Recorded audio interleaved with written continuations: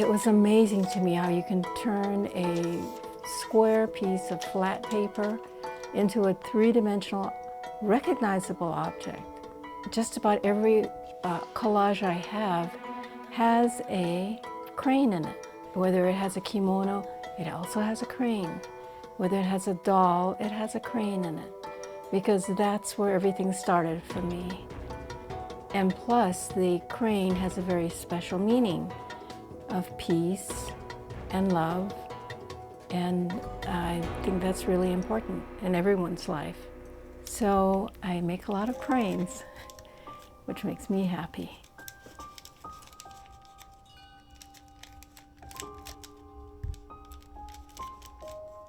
I'm Patti Reiko Osebold. I was born in Honolulu, Hawaii, and my dad's side was from Japan, my mom's side was from Okinawa. My dad was born in Hawaii and my mom was born in California, so they got together and had me. Growing up in my household, I used to see Japanese dolls, porcelain dolls made in Japan, but it never occurred to me that it was anything special. And it wasn't 20 years later that I saw my first Japanese origami paper crane. And this blew me away. And it wasn't in Hawaii, it was in Iowa, which always makes me chuckle because it's not the place you would think of seeing a paper crane. And that's where my story really started. I became interested in doing origami and loved it, absolutely. And this is 40 years later, and I'm still doing origami. There's many reasons why origami is important in everyday life. When I had my stroke 6 years ago, when I was in rehab at St. Luke's, that's one thing I brought with me was paper. And then I'd fold all the napkins and just fold them into different objects to strengthen my fingers. And so I had origami all on the ledge of my hospital room. I've used it personally to rehabilitate myself. My initial dolls were all paper dolls. So I went from paper, because I wanted to show more movement, I went from paper to clay. And that's when I took a sculpture class. I made the complete body of a person, and then I put paper over it as their clothing. And this is where my paper dolls are today. I have a piece that I've called Homage to the Endangered and the Lost. So I made an art object out of the things that didn't turn out. I keep adding to that, so it's a never-ending art piece.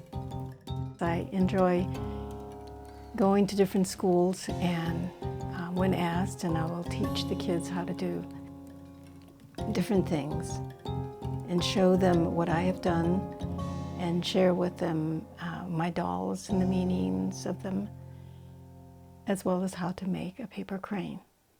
Patience is a big deal, I think, and that's why when I teach the kids how to make origami or something, they just suddenly get frustrated and want to rip up the paper and crush it up and throw it away.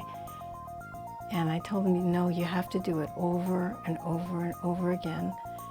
And it does require a lot of patience, but you come out with something so beautiful at the end. And it teaches you patience and creativity also.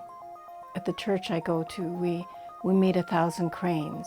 And each of these cranes stand for peace, which is what we wanted, and love. Well, there is another part of this that has to do with my family, and World War II. My dad was in Pearl Harbor on duty at the time when the Japanese bombed Pearl Harbor. And then my mom's family was in California and they were taken into internment camps. So it has all a connection to me of this paper crane, having the meaning of peace.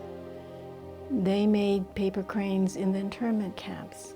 It's just meaningful to me to know that this represents not only today, what I'm doing, but in the past, in the history. And for me, that's very important.